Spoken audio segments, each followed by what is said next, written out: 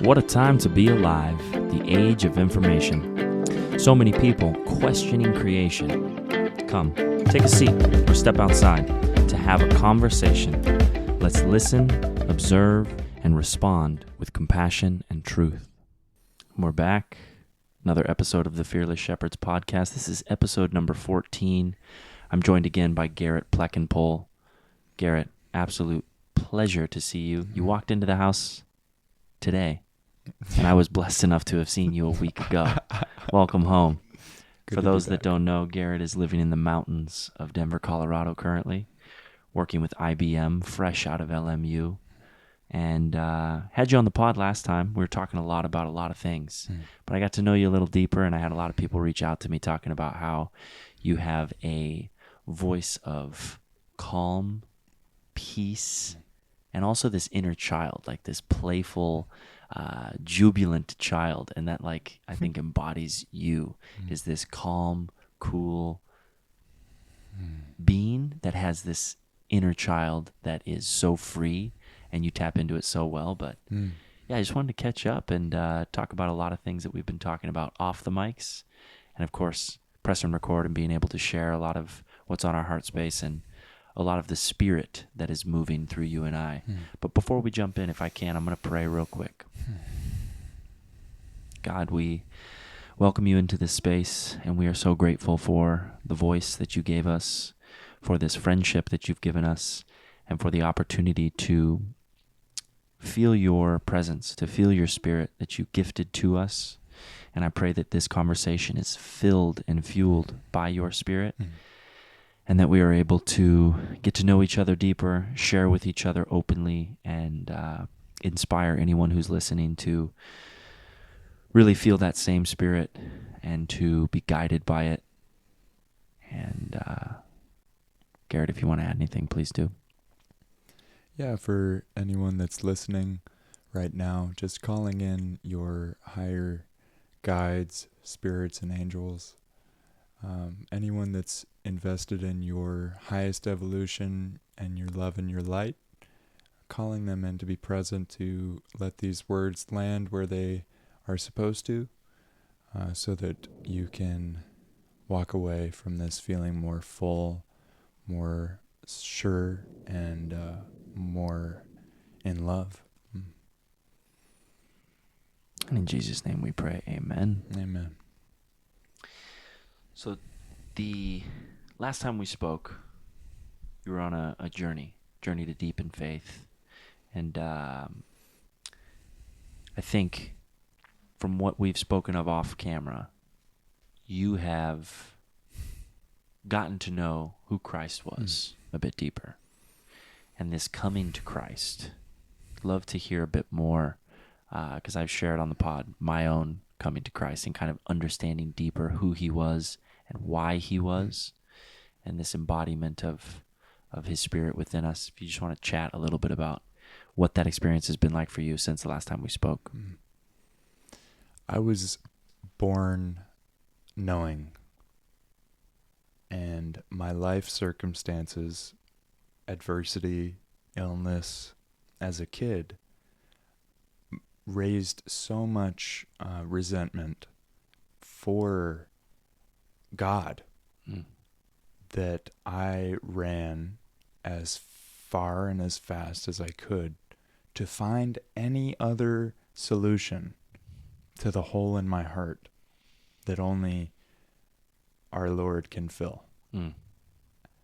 And after traveling the world and doing all sorts of amazing and learning so much and meeting so many beautiful people, I came back to where I started. And it wasn't what I expected at all. You know, I didn't expect to be best buds with Yeshua after everything that we've been through, but sometimes that's how it works. Yeah. And I think about the hardest moments, and I've always sort of visualized, imagined that he was right there by my side and comforting me, even when I I didn't have the capacity to listen and see with my heart to be aware of his presence. Regardless of where we're at or what we're going through, whether we're listening or not, I do believe that loving fatherly presence is right there with us. So after a long roundabout, I found my way back into his arms, essentially, and being fully aware. And in that way, I was reborn as who I really am. I love what you said about having to start again. Like having been born knowing, and then spending your life almost like unknowing through experience, through trauma, through pain, through this life that we experience that can be very circumstantial. And when you're presented with circumstances, like we were talking about at dinner, there's these things that happen to us that we can latch onto with hatred or with ill will. And there's this all-loving God that is presenting you with these circumstances to actually teach you how to transmute and to turn your other cheek and to realize that these things are happening for your crystallization, for your deeper understanding of what love really means. And that is, I think, the embodiment of Jesus, is being on the cross after all of the torment and the trial and the just disrespect. And his last words are, "Forgive them. They know not what they do." And so to be able to inspire one to come to their own cross and to start anew, it seems so daunting. Like, oh, but I've worked so hard, or I've lived so long. How am I going to let go of all of that? But really allowing yourself the opportunity to forgive yourself. It's such a transformational experience, because then all of the things we hold on to that separate us from that spirit immediately vanish. And I think that's the power of Jesus, and the power of that eternal love is knowing that he was there all along.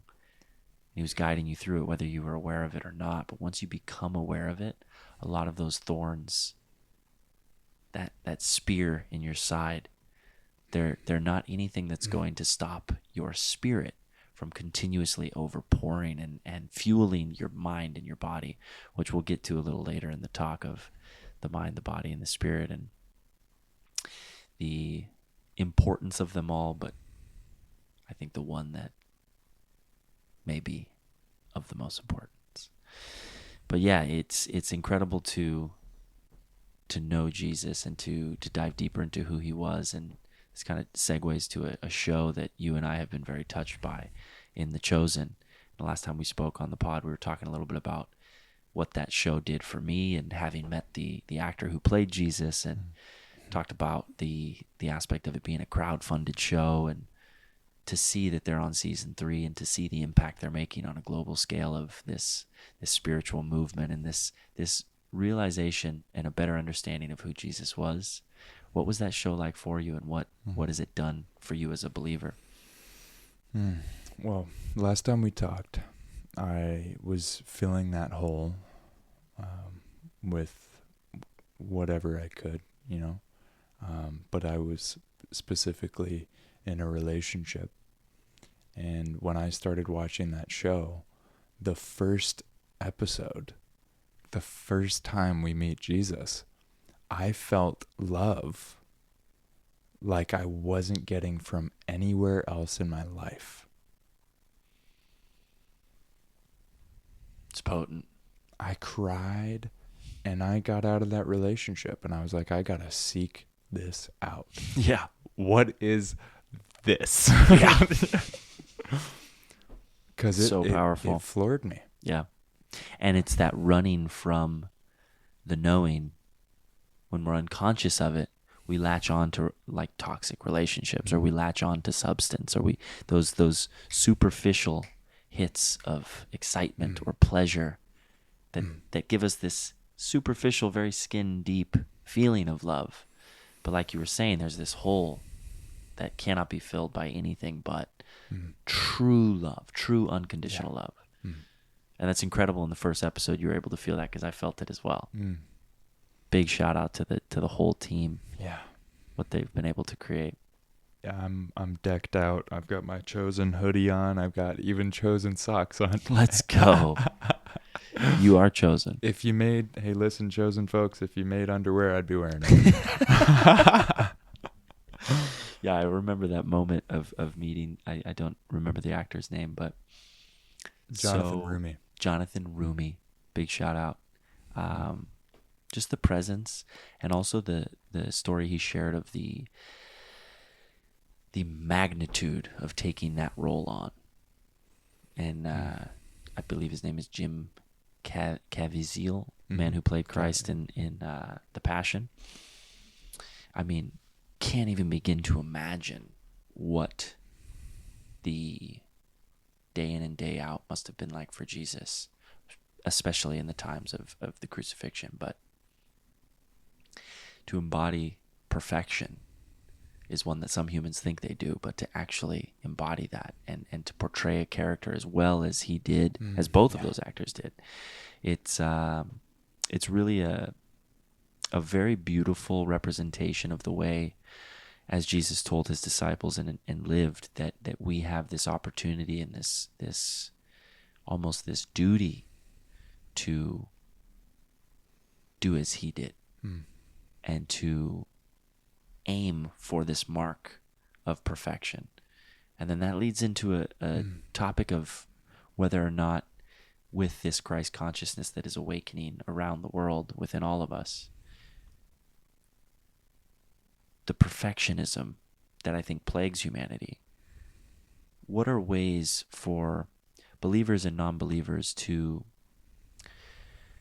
conceptualize falling short of that mark, and ways for us to practice our faith, knowing that there are going to be glimpses of our lives where we hit perfection, or maybe we even exceed our expectations, but that humble servitude of knowing that we are imperfect and we do fall short?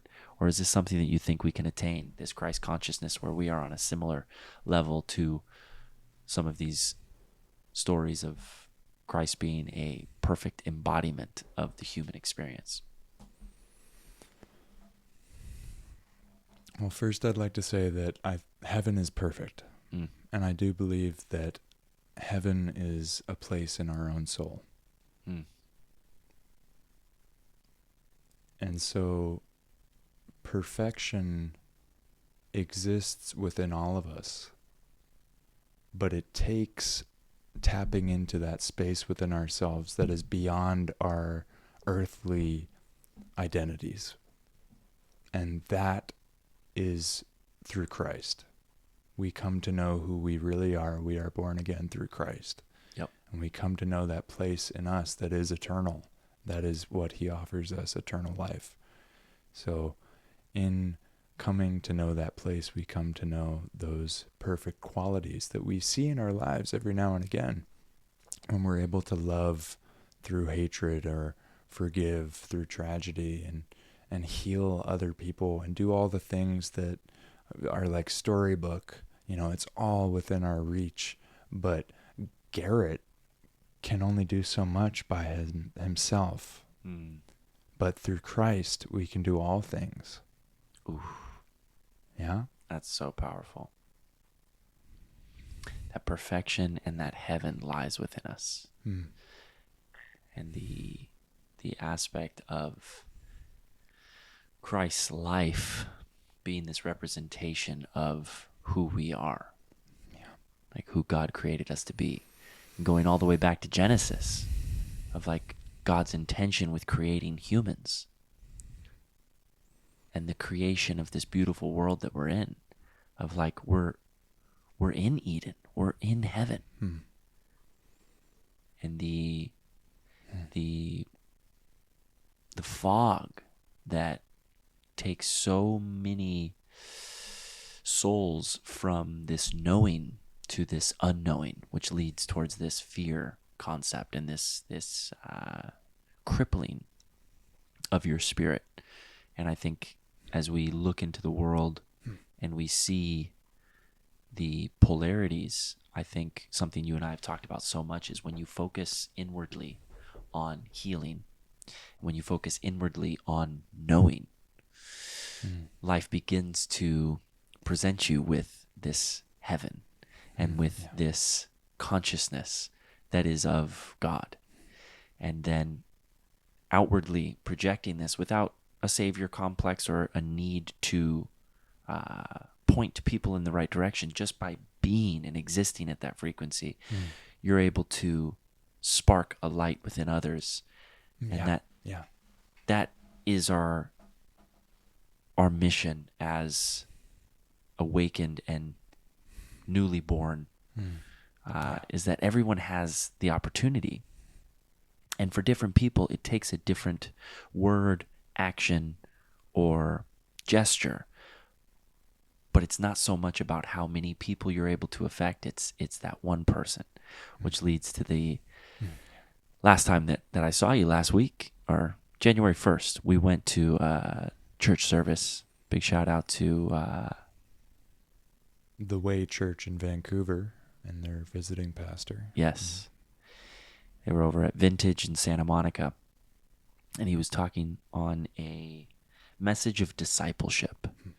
And he had a radical sermon of kind of not against the church, but just saying how we can't rest on our laurels as Christians, that we go to church on Sundays and then we wash our hands with the holy water and we step outside back into our lives and just stay in our bubbles, in our comfort of believers. But to really lean into the people in our lives, or the one person in our life that really needs to feel the love of God. And that message had you and I crying like little boys. And I felt so moved by that message, because a lot of what I've been doing as I've been reorienting my life towards purpose and towards faith and towards impact, I can get so caught up with this desire to impact thousands, impact every person on this world. And that was such a message from God to help ease the anxiety of what that actually is, of putting the whole world on your shoulders as if you're this person who's supposed to go out and save. But it's just like within the community that we've created, that one person who may seem a little left out or maybe is going through something in their life, if you're unaware and you're focusing on touching all these people's lives, you're going to miss the opportunity to truly disciple. And Jesus was telling his disciples this message. And so that sermon, what did that mean to you? And how has that changed your life? Because it's been 12 days of 2023 and my life has shifted since that. Well, first of all, you think about what Yeshua did. He went to the sinners, not the saints, right? The saints, they already have it going, and but he went to the people that needed it. Yeah. And that's what he was looking for, and that's what the Sermon on the Mount was all about. If you're looking for me, look for the groups listed in the sermon that are mourning or meek or are judged in the Lord's name, unjustly. Go to those people, the impoverished and things like that. So, yeah, it's with a community like this, we have a potential to make a lot of disciples, and sending these people out with the awareness of the impact that they can make, I think, is a very important task at hand. Definitely. Right? Because like we were talking about at dinner, we are collectively here not only to celebrate our divine qualities, but also to bring the love and light of awareness to unconscious matter in the universe. So as we send ourselves out to bring light to dark matter, unconscious matter in the universe, this is the discipleship sermon put in another way. But it's important that's why I was crying so much. Yeah. Because it struck that place that was missing in my consciousness, that's the essential mission. Yeah. That we are called to do. So the essential mission that we Yeah. are called to do. Mhm. And yeah, the reason why the tears were flowing for me was just this wave of peace, of knowing that like the overcomplication and again the fog that is created towards where do I even begin? Yeah. The world is so this, or the world is so that. Like the debilitating fear that comes from this savior of the world, that's been done. All we need to focus on is the spirit within. Clean our vessel from the mind, body, and spirit. All these different practices that we've been delving into with the community. And once your vessel is clean and you're able to think clearly, you're able to be dependent on nothing but self. The freedom that creates to then feel spirit flowing. It's like I don't think the spirit flows before the mind is cleared and before the vessel, the body, is fine-tuned. And that's why health, wellness, they're vital in my own personal practice, but why I preach that so often and why I love inspiring people towards that is because when your mind is clear and your body is firing, it's incredible to feel the spirit so effortlessly start to flow in your body. And for those that seem so far off the path, it's like, where do I even begin? It's that same thing with, if the world is so far gone, where do we even begin? With that mindset, you won't begin. It's just the next step. The inspiration doesn't come until the act begins. So it's taking that step. It's finding that person and leaning in and knowing, as Jesus said, there's two people. One of them asks me for help. One doesn't. I'm going to help the one that asks me for help. Knowing that our human ego is so afraid sometimes to ask for help. And that's been, as a leader, someone who's giving, even my own self, knowing when to lean into the friends and the people around me for those types of things is a big part of our discipleship too. God didn't send disciples out alone. Wow. God sent disciples in 2s, 3s, 4s, 12s. So for us to realize we're not in this alone. And as believers, we can isolate. In our society, we can isolate. So I thought that was the message from that sermon as well, is by discipling, you are creating someone that inevitably can be your discipler. Because as a teacher, there's so often times where the student teaches me. Yeah. And so it's, I think, that beautiful gift that God gave us is that spirit and that calling, like you said, the mission, like our mission to spread the word and the hope that this life is so abundantly blessed, no matter if you're in a place of trauma, you're in a place of hurt, you're in a place of violence, you're in a place of slavery, you're in a place of, there's all these different things that we can attach to and hold back from allowing ourselves to feel the love within those things, because that transmutation is difficult is an understatement, but it is possible. And I think both of us have different testimonies that we can share towards that, which I think leads into the next topic of the next generation coming up, and a big reason why I feel so empowered and inspired to be a voice of reason and a voice of light in this world is because there is so much fog being spewed into the minds, the hearts, and the souls of children. And so you spoke on the topic of pills and on the topic of I talk about it a lot on different pods, but the distractive tendencies of our society to, rather than lean into discomfort, have those conversations that stoke emotion, maybe find healthy habits that maybe take a little more time than popping a pill. Yeah. As a child, when you're prescribed a pill for the many different things they prescribe pills for, and you don't really even have a choice, this is something that you experience firsthand. Yeah. So if you want to open up a little bit about what that experience was for you and how that has, through trauma in your life, shaped a mission within your heart to fuel you towards, I believe, what this next chapter of your life looks like.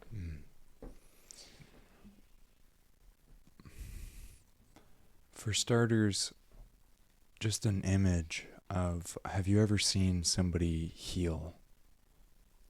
And whatever the method or tool is, whether it's compassionate inquiry or a medicine journey or finding a meditation technique that works, oftentimes behind the scrambles that we're being prescribed things to put to rest, there's a well of emotion, like deep, deep tears that I've seen in some healing instances where it just summons compassion to think that when we prescribe medication to people that are going through something, they're not ever able to release that. It's a Band-Aid. It's a crime to their soul. Yeah. To think that, I mean, in my case, exactly. I carried around emotions, a deep well of rage and sadness and helplessness. And I was so strung out on Adderall that I didn't have any emotional awareness. And I had no conception of getting better without pills. I thought that I was just going to exist and stay out of trouble to the best that I could and function as society clearly wanted me to function, that I couldn't function by being myself. Those were the impressions that I got from being prescribed medication like that I wasn't good for this world. And puts you in a box. All the while in that box are all my sadness and all those emotions. So it took me, I was on the Adderall for 8 years, and then I got kicked out of my last school, and this was before college, my last high school, and my mom was basically like, we're getting you off the pills, we're going to get you right, we're going to use essential oils, we're going to change your diet, I was like, Mom, where was this? Because she went through a lot of growth and learning about this kind of thing that she didn't know when I was going through that. Right. So now her being the health wisdom dropper that she is, like she's a maniac. Like big shout out. Incredible. Big shout out to my mom. You're so gifted, and stay strong. Love you so much. Thank you so much for everything. You didn't know then what you knew later, and that time that elapsed is inexcusable now that I know for any other child to go through. For sure. Right? So that's my calling. That's my duty to say, let's get kids right by changing their lifestyles and letting them heal. So that they don't have to go through getting kicked out of 5 schools or whatever. Like the destructive, because I just wanted to feel, and I was being asked to go to class, and I did sometimes, but what in the back of my mind the whole time, I was like, this can't be what life's about. No. I mean, I've got things to process, and so I'm going to get myself kicked out of here so I can feel. And I don't think that that's a path that everyone needs to take. If we can get to the root cause, like so many of us have, and address it from the get-go. And having gone through 8 years of that trauma, you're a living example of how you can transmute trauma into love. Oh, yeah. A deep love for your mother that she didn't know at a certain time, and she came to knowing. And that time in between, it's not that she didn't love you. She just didn't know. Mm-hmm. She was told by a doctor that this thing is going to help your son do this thing. Mm-hmm. All the side effects that this has, we're not going to really talk about those much. We'll put it on the fine print. You sign, boom. And so it's I as a solutionist, I'm always looking at the base root. And so when you look at why are they prescribing these pills? Well, it's because kids aren't focusing in school. And I look at school and I see my own experience with school. I couldn't focus at school. Why? The teachers that were teaching didn't want to be teaching. Yeah. A lot of the subjects that I was learning, I didn't want to be learning. So I think it's such a tall task to try and rethink the education system. And a lot of good friend of mine, Michael, big shout out. He's all about simplicity. How can we simplify? So it's in these communities, we have people from all walks, all age groups. And so a lot of these elders are bringing their children into our community, which is incredible. Prayers answered times 1,000. Wow.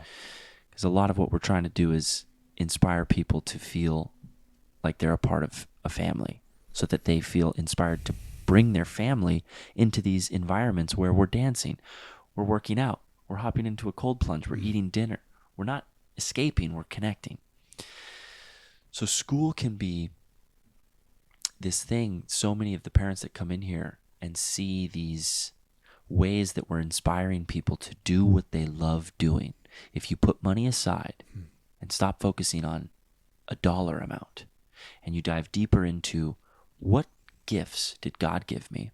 What do I jump out of bed in the morning doing or wanting to do? Have this yearning for, this purpose. If we tap children into that from an early age, you're going to see all of the energy that children have brought into focus. And then you give them the opportunity to play, and you don't have to be so concrete and boxed. But the rigidness of school and the right or wrong and the disciplinary action that's taken when a kid speaks out of turn or this or that, it's why I got into so much trouble, is because there's so much rigidness and just squareness to the school experience that I think the education piece of teaching people what a healthy lifestyle looks like and how they can biohack their being to be a little less anxious, to be a little more free-flowing with nutrition and movement, but then to reorient this aspect of God-given gifts and this aspect of spirit. It's something that I think all children have a deep understanding of, and I think the less we baby kids, the more that they're able to tap into this. And it's one of those things that it doesn't have to be a tall task if we start in our communities. And if you start with, the parents who are starting to homeschool their kids, or they're starting to look at alternative methods towards getting this toxic environment of pharmaceutical and schooling, and trying to create solutions around ways to get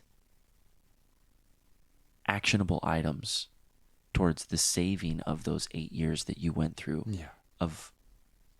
Would you say it was robotic? Yeah, absolutely. And it was so hard for the self-esteem as well, because as you're coming up as a young man trying to make a name for yourself and figure out who you are. I mean, before I went on a date in the evening, if I didn't take my afternoon dose, I was in a panic. That's insane. I was like, I'm gonna I didn't know what was going to happen, but I knew it wasn't going to be good. But what kind of crazy fear, what kind of life debilitating impact that diagnosis had on me. And in my opinion, it was completely unjust. Yeah. Knowing what I know now about myself and my self-awareness, and it was just a fast solution in a very adverse time for everyone, and there was no one to slow the process down. It all happened very quickly, and then next thing you knew, I was on the other side of the world for my family. Wow. So there was those 8 years I was living on the other side of the world for my mom and dad, going through whatever that was, pretty much solo. Crazy town. I mean, this is the next topic we were going to jump into, is like Dharma versus this matrix entity that is holding, I think, the potentiality of spirit to flow. And so for us to unplug and for us to continue to see these opportunities for future generations to have hope, what are ways that people who, mostly parents that are listening, that are in this situation where, work is priority because you want to keep food on the table and you want to keep opportunities for your family, that takes away from your ability to truly parent your child. Right. So your child is acting out. Society tells you got to put the child on this. Again, the solutionist within me is thinking ways that we can build community where people can have what they need, not be striving for what they want, have what they need centered around the community. And that I mean, when I think of heaven on earth, I think of parents being able to spend time with their kids. And so it's a big part of why we're creating what we're creating, is to inspire people to take back their sovereignty, which leads into this like Dharma talk of like your true purpose, your true reason for being here, not to work your 9 to 5 and not to alienate yourself from the real reason you're here, which is, in my opinion, to create more life. And if it's not in a physical being of having children, it's creating life in those around you based upon the life that God gave you, and shining that life for others to be able to feel the bread. So it's very interesting to me to think of ways that we're seeing this old regime and this old way of thinking and this old way of life crumbling, and more people of all walks of life, all age groups, are starting to really feel this string of the heart being pulled in a direction of Dharma. And so the aspect of those two entities, how do you see us continue to unplug and continue to lean in, and in this practice of faith, like know that we're being led all collectively as a conscious towards this new earth rising? Yeah. I think it's very easy to look at others and take concern for them, but it's very difficult to drop in with ourselves and clean up our house first. And I'll go ahead and relay this, that the Father's mansion has many rooms, and when we clean one of them, the entire house is impacted. So the work that you do on yourself has an impact on the collective. Yeah. So that's probably step one of recognizing the value of checking in with yourself before. I forget who said this to me recently. Her name's Kathy. She's very, very fun spirit guide for me. But she's like, when the plane is going down and the oxygen masks come down, you're instructed to put yours on first before you help somebody else, or else you're toast. You won't make it. So I think that's step one, is taking responsibility of the role that we play in everything, recognizing that we do have an impact on our collective, really, and then moving forward from there, because more often than not, lots of people are looking up to us. Yeah. And the way that we live our lives, they mirror. Right. They look to us for so much. So if we expect change in the world, we have to do it ourselves first. Been meditating a lot on Marcus Aurelius and Stoicism and the aspect of doing the right thing, even if that right thing is cleaning your room. And those simple tasks that lead to the medium tasks, that lead to the very large tasks, and knowing that anything you do is preparation for everything you do. Yeah. And taking ownership of the divinity in that, and the beauty in self-realization. It's pulling yourself from the matrix of this constantly being busy, constantly catching up, constantly running late, and being controlled, to taking back sovereignty, tapping deeper into this knowing, and then following that knowing with this inherent love that you are capable and worthy of that. And by doing so, like you said, the people who look up to you start to embody that.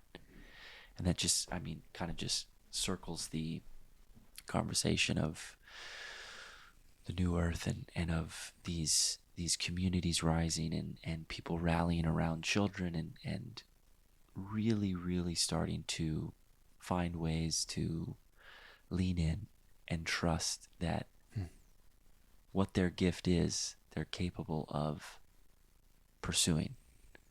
And that kind of ties into the circumstance that you're in.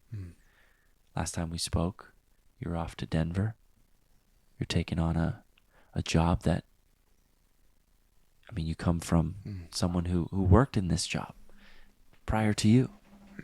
And you felt your heart space calling you towards taking this on.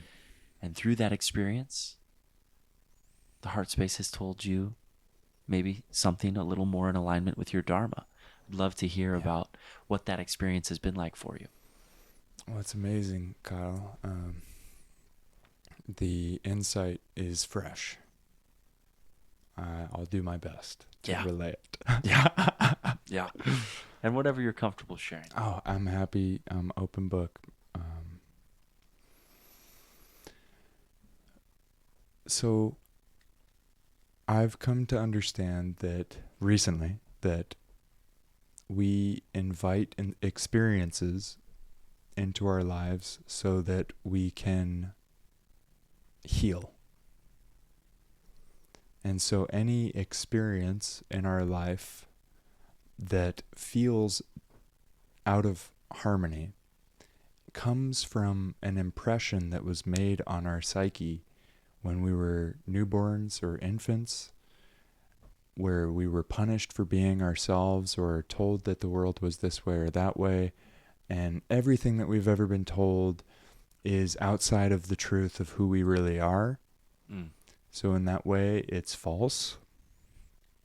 Everything that we know about Garrett and all those stories. And so our lives that we've created based off of those impressions drew to us experiences so that we can remember the truth behind it and heal. I'm going to remember at this point at the 44th minute. I'm going to play that back because that is so wise. Yeshua is a being that completed this, essentially. Right. So my whole life, I have had a story that one day I would have to break out of the cyclical generational pattern of my paternal lineage. to the extent that for a while I despised my last name because it came from my dad. I hated it. Yeah. Because I only saw how much damage that it did. Whether that was my paternal grandmother or my dad, so I swore from a very young age that I would be far from anything like them. And that was the story that I created. Yep.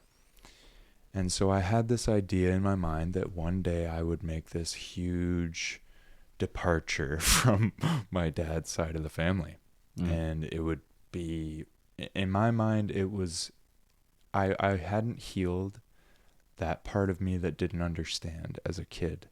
So even till recently, I was carrying a violent departure story narrative, where I would hurt some feelings, and it wouldn't be amicable departure. It would be like a way to stick it to them and say like, hey, I'm different and this is why.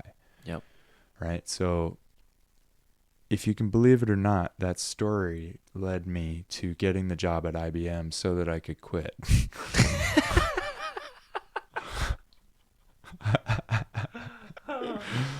Just so, and they'd be that, and in my mind they were all like, they'd all be, wait, no, like, don't do it, you're and it was all tied up with disrespecting my grandfather and, shunning and shaming the way that my dad's lived his life, as like work coming first before the family. And it was just going to be a way to really tie it up nicely and then chuck it out the window.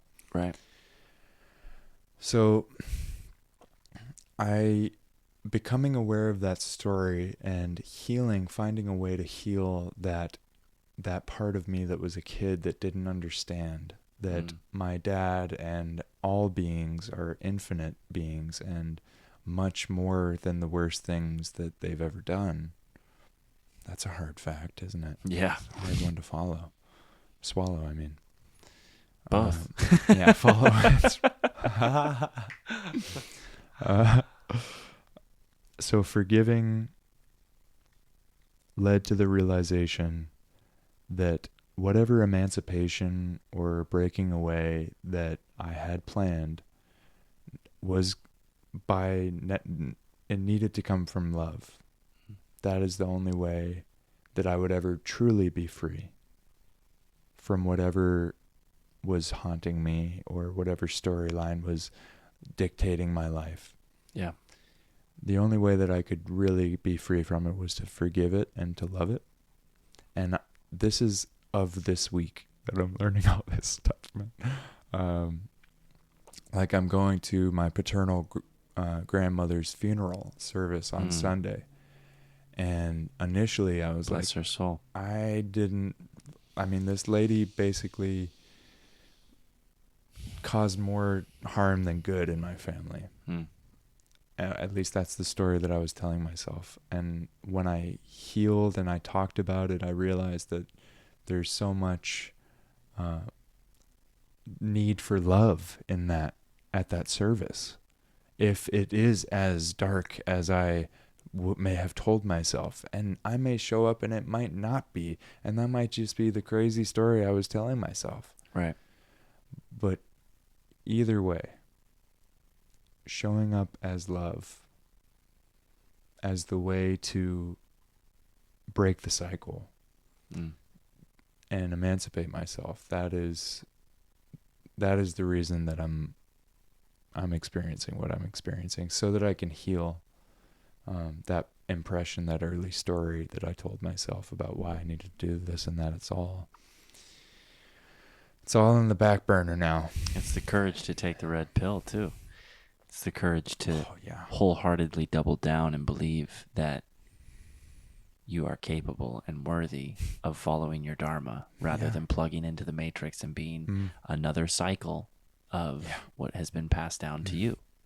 And it's the safer route to just follow the cycle. Yeah. Follow the blueprint. So many of us are afraid of the judgment we'll get from our family, our friends, our partner, that we don't take the pulling Yeah. of Spirit telling us. Yeah. Because God's always lending the hand like, hey, this path is here. I'm not going to force you to it, but it's here. And I'm going to keep showing you signs, inevitably, until you choose that path. But if you don't, I'm not going to force you there. And it's such a beautiful representation of love. It's like just continuously lending a hand. Slap it away, slap it away, slap it away. Yeah. Fear. I'm right. I know. Yeah. And just, I applaud your courageousness to do something like this, because just hearing a lot of what you just shared, it's going to give you the opportunity to do work, not only that you love, but that is impactful, that gives you this opportunity to be a disciple for fulfilling the person that God created Garrett Plekenpol to be. Yeah. And stuck in a box and, chasing after the respect of others, or the financial goals of our ego, or the applaud of the world, that hole is still not filled.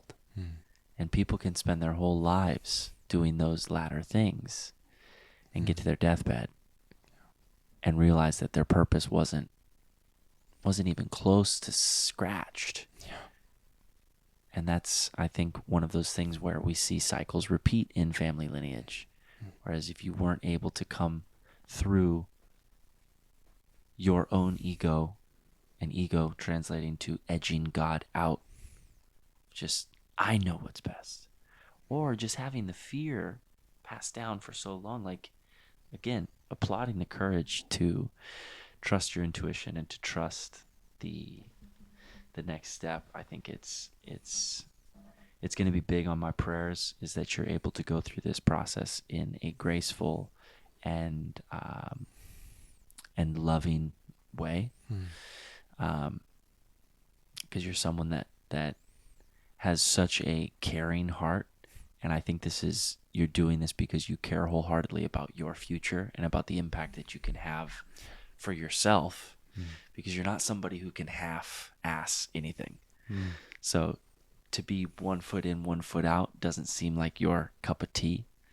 And I think that's why people like you and I got in so much trouble in school. You graduated college. I didn't, but so you cleaned your act up. But it's definitely something that I think when you're all in, and that's what's been so beautiful about what God is teaching me, is having gone all in on what God is telling me to do. The blessings are so they don't stop. We are children of God. Yeah. God gave us these gifts for a reason. If we trust wholeheartedly that God gave them to us so that we could be abundant, so that we could serve without the fear of scarcity, God will continue providing for us, to continue unfolding the glory of His majesty. It's such a freeing and empowering thing, faith, of knowing that by taking this leap of faith, the nets will appear. If you never leap, you wait, you stay comfortable, and a decade passes by, and then you're close to 40, and you're like, well, at this point, this is safe. I have a family now. And so many people get stuck in that. And 10 more years go by, closing in on 50. Well, I'm almost to retirement. Might as well just keep on plugging away. And so no matter where, this we spoke of at dinner, no matter where you are in your journey, that coming to moment, it's not late or early. The only thing we have is now. So when you're feeling those heartstrings being pulled, I pray that we all can have the courage to take that leap. To think of the new earth rising. It's when all of us collectively say, you know what? This doesn't serve me any longer. Yeah. One person does that. It's just like the discipleship sermon. One person can have such a tremendous impact on the trajectory of where this world's going, which in my eyes, I see it moving so much more towards accountability and towards like this ownership of your being, which is why we've created Healthy and why we have really leaned in towards health and wellness, mind, body, and spirit, which leads to the question of maybe not which is first, but what do you find to be like the chicken or the egg type deal? What do you find to be the foundation of our being, or do you think it's kind of like a Venn diagram with 33.3% of each? Well, I think that our physical manifestation is a reflection of our psychic. Mm. And so, for example, the stories that we hold will lead to physical realities. Right? Like you can literally think your way into getting sick. Absolutely. People create cancers for themselves Absolutely. through stress. Oh, yeah, absolutely. So the mind is more powerful than the body. Yeah. I could agree with you there. Well, psychic, spiritual consciousness, it's the universal fabric that, the sun within. I don't know if I'd call that thinking, interestingly. I mean, we could try to put words to it, but these are impressions that are being made when we didn't know what words were. Right. Right? And we're still taking in sensory input, and our consciousness is getting filtered through these things, and a way to interrogate it or inquire into that and start to heal it is through the mind. Yeah. But I wouldn't say it's of the mind. A mind is a good way to analyze things, but it's not necessarily where the blueprint is stored. Right. And you would say that is in the spirit. I would say that is in the spirit, and I'm glad that you brought up the importance of the being, because that's where I'm alluding to. That's what I'm talking about. Right. There. When we fully drop our stories, and when you think about a master like Yeshua who dropped his stories, I can think of one scene in The Chosen where he's about to do the Sermon on the Mount, and Mary, his mother, and some of his disciples are like, do you want the blue shawl, the red shawl, or the purple shawl? And he just said, I don't care what I look like. Yeah.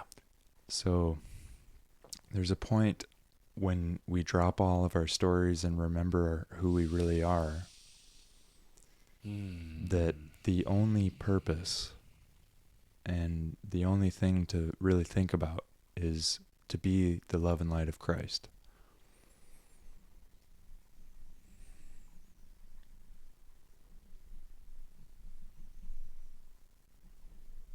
Just writing that down, man. The simplicity of that message and just the embodiment of that we are all capable of stripping all the layers that we put on towards fulfilling the view of so many others, that we're not checking in with, like, why am I doing what I'm doing? Yeah, I think that spirit is definitely the foundation, in my opinion, of our being, and I think it's what separates us from AI. And I see this rise of AI, this rise of technology, and this almost dependency that humans are creating on it. And I have this divergence. I have this love-hate relationship. Is convenience, I think, is one of the biggest reasons why mental instability is on the rise, is because we as humans were built to be uncomfortable, and we actually thrive in uncomfortable situations. That's why when you see a natural disaster, you see humans come together like you never see. It's like, whoa, we're capable of so much love. We're capable of so much unconditional support. Which ties into that point of like trauma and sometimes these things that happen that actually transmute into the most purest form of love. So I think this spiritual movement that's happening and this awakening that's happening on a global scale and this revelation that we're currently in, it's going to empower people to take back their sovereignty in their mind and their body. And so to be on the front lines and to be practicing what we preach and to be galvanizing a community around ownership. In the morning, you're going to look yourself in the mirror. You're going to say, I showed up. I showed up exactly how I was without any judgment on the fact that I was 5 pounds overweight or that I couldn't fit into these whatever. It's like, just show up to take accountability and ownership for where you are now based upon the accumulation of all the decisions you made up to this point without using that as crippling fear, but actually unconditional love to the fact that you're starting now, and then surrounding yourself with people who are well-versed and well-practiced in that embodiment of what true health is about, which isn't about your physique, it's about your spirit being free-flowing.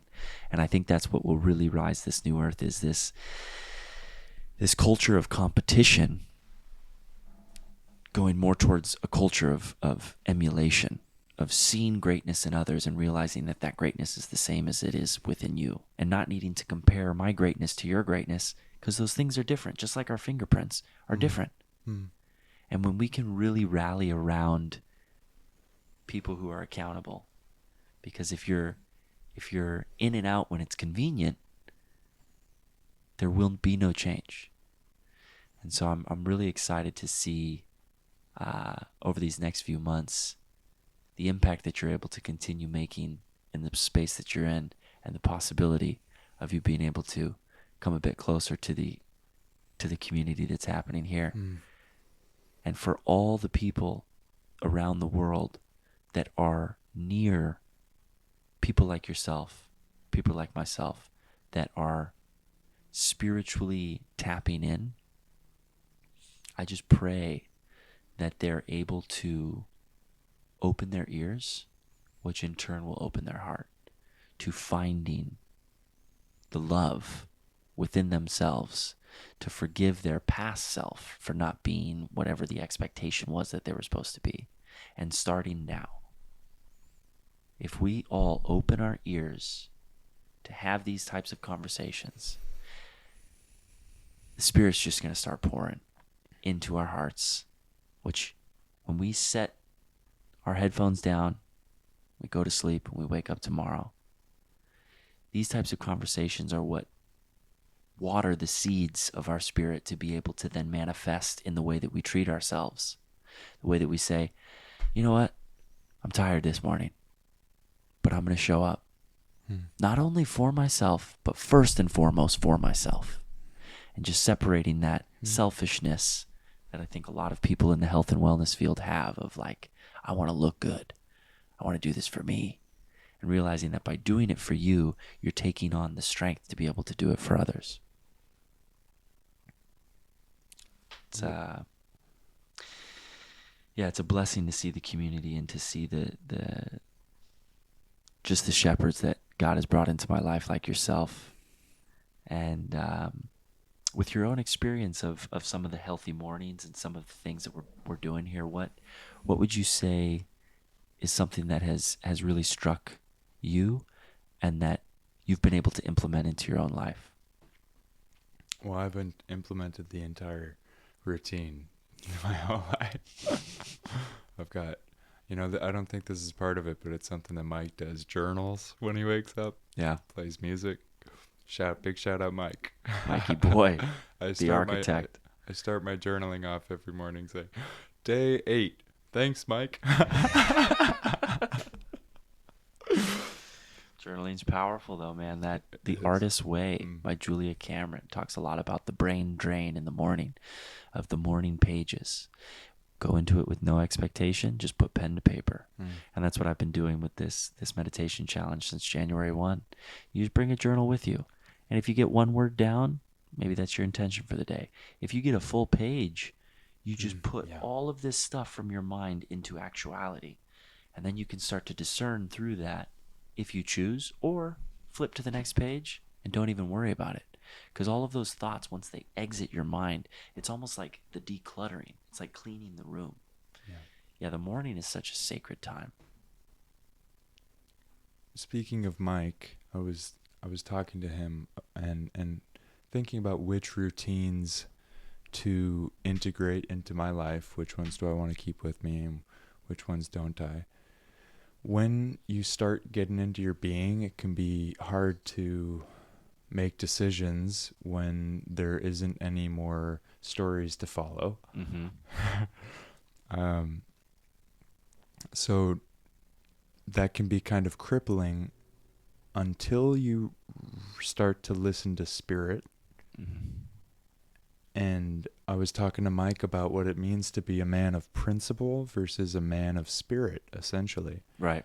To be able to contradict yourself if that's what spirit's asking you to do in that moment. So a little insight tidbit for anybody that feels like they're in a rough spot, they don't know which way spirit's trying to guide them, they don't know how to make time for their kids, they don't know when to show up to what. Our spirit has the blueprint, and it communicates to us through loving impulses or positive impulses, and that's how spirit talks to us. So we can start to make decisions by feeling whether the decision is leading us towards or further away from love. And that's a way to navigate that course. So I don't really have hard policies for myself anymore. But when we're deeply in our being, we're still here. Yeah. And to exist as a being rooted in love, we have to act out of love. And that can be irregular. Yeah. Because even if that's eating a piece of meat after being a vegetarian for 5 years, or stopping in at that gas station when you don't need gas, like there will be weird random instances where spirit is nudging at your heart. Maybe it's to stop when you're walking down the hallway and just turn around, do 3 spins, something like anything. You know, the more you start to follow it, the more significant will be the results and the actions that you're led to take. So outside of routine, outside of stories of who we're becoming and whatnot, let's anchor into spirit, start listening to spirit, be guided by the love that we are, the blueprint that's already inside of us. Got to come to the gates as a child. Yeah, have and that fun. child is able to play. Yeah, absolutely. That child is able to take the rigidness of routine and be playful with it. And that's what I love about Stephen and Mike and myself, is the difference of all of us. It plays so well into the collective of us all. Because Michael is that man of rigid routine. Stephen, in the mornings, is such a playful entity. And I'm right there in the middle. Sometimes leaning more so on the play side, but it's such an amazing thing to see the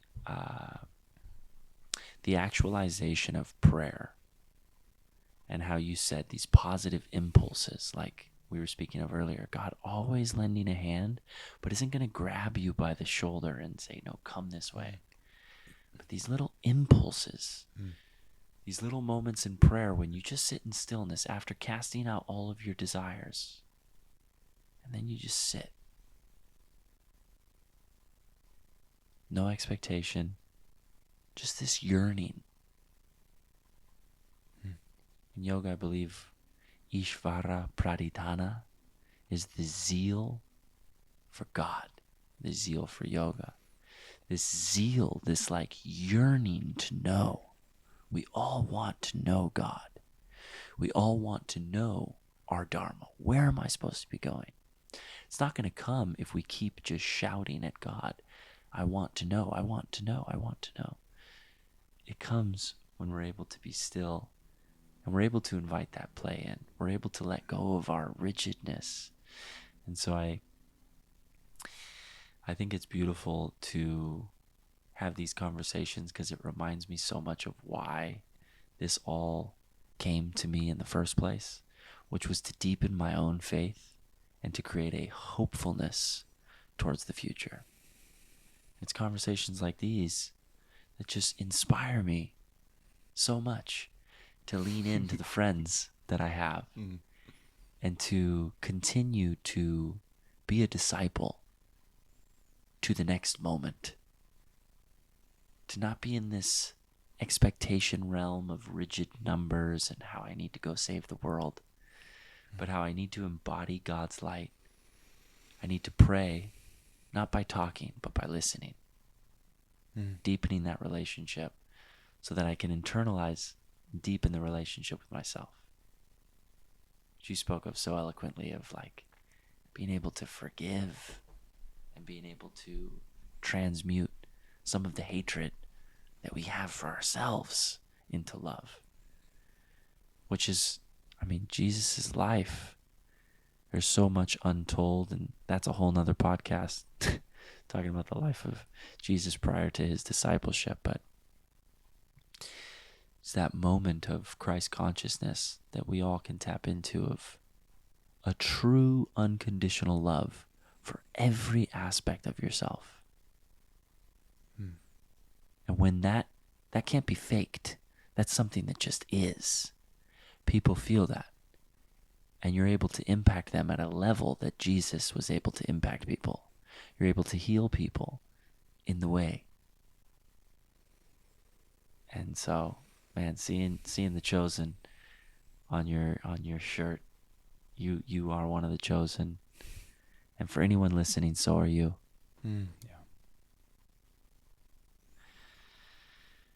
Yeah, I think we touched on just about all. Be the love and light of Christ, like Garrett Plekenpol says. Anything else you want to add, brother? When we listen to those positive impulses as nudges from spirit, it's the blueprint that our soul carries for our own emancipation. And it is our higher self, it is our already emancipated self communicating to us through those impulses.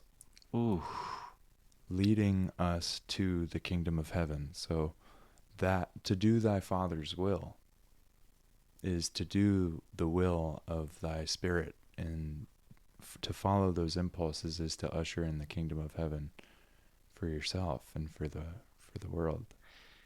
That just gave me the vision of like all of our ancestors in heaven with God, just like cheering us on. Yeah.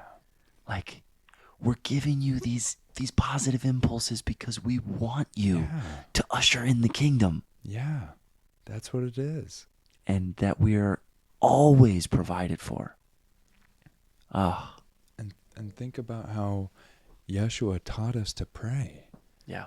Our Father, who is in heaven, hallowed be thy name. Thy kingdom come, thy will be done, on earth as it is in heaven. Give us this day our daily bread. Forgive us our trespasses, as we forgive those who trespass against us. Lead us not into temptation, but deliver us from evil. For thine is the kingdom and the power and the glory forever and ever. I love the and ever. God has a great sense of humor.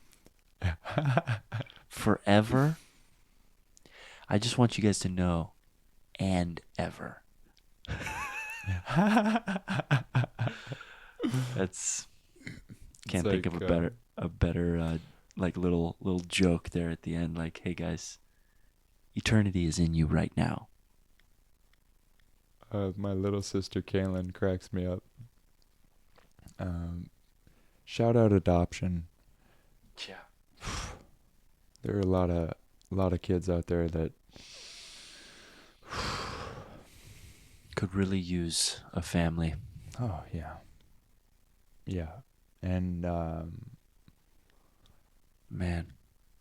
just look into it and see if spirit tugs you in one way or another, because honestly I can tell you from the bottom of my heart that little girl saved me in more ways than my family could ever save her.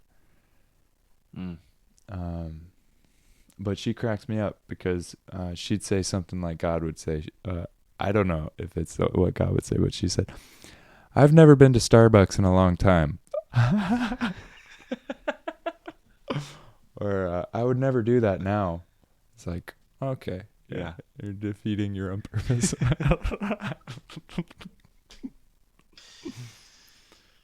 Sense of humor, silliness,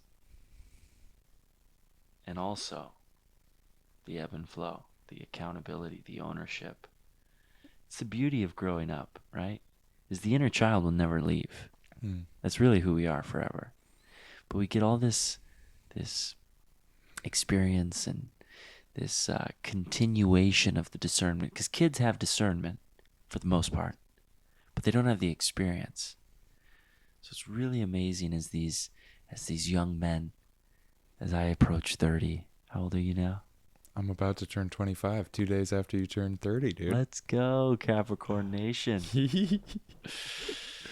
Yeah, it's just amazing that we're able to embody what I truly believe is this rise of the divine masculine as well, of like holding space for accountability, holding space for inherent good, and really, really doing our best to embody what that means so that we can be the fathers for our children someday, so that we can be the leaders of our community, so that we can see this new earth rise.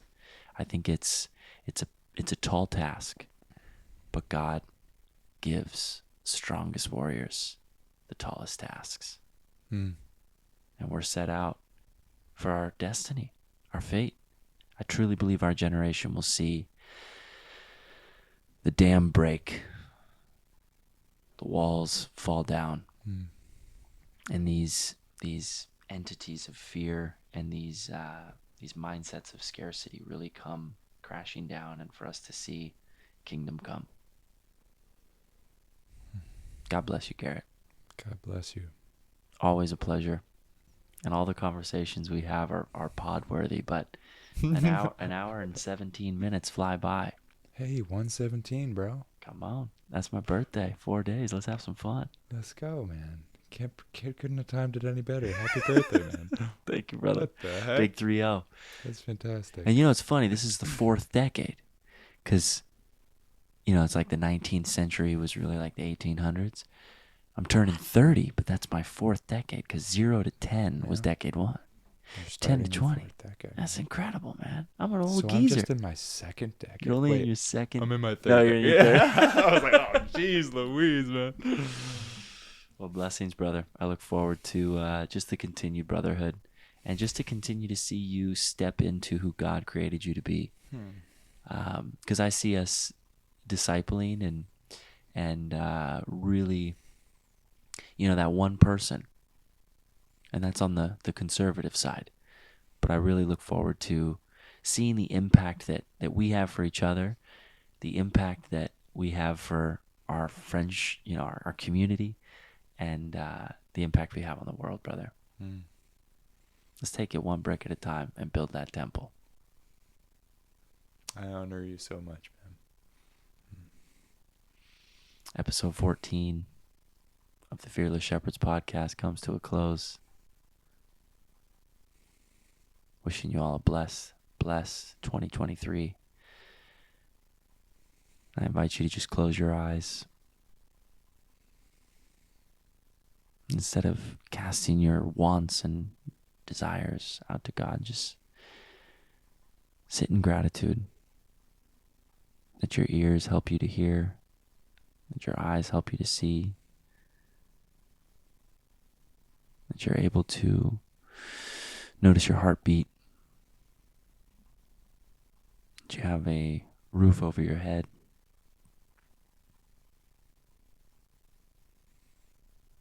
I invite you to spend your evenings in silence.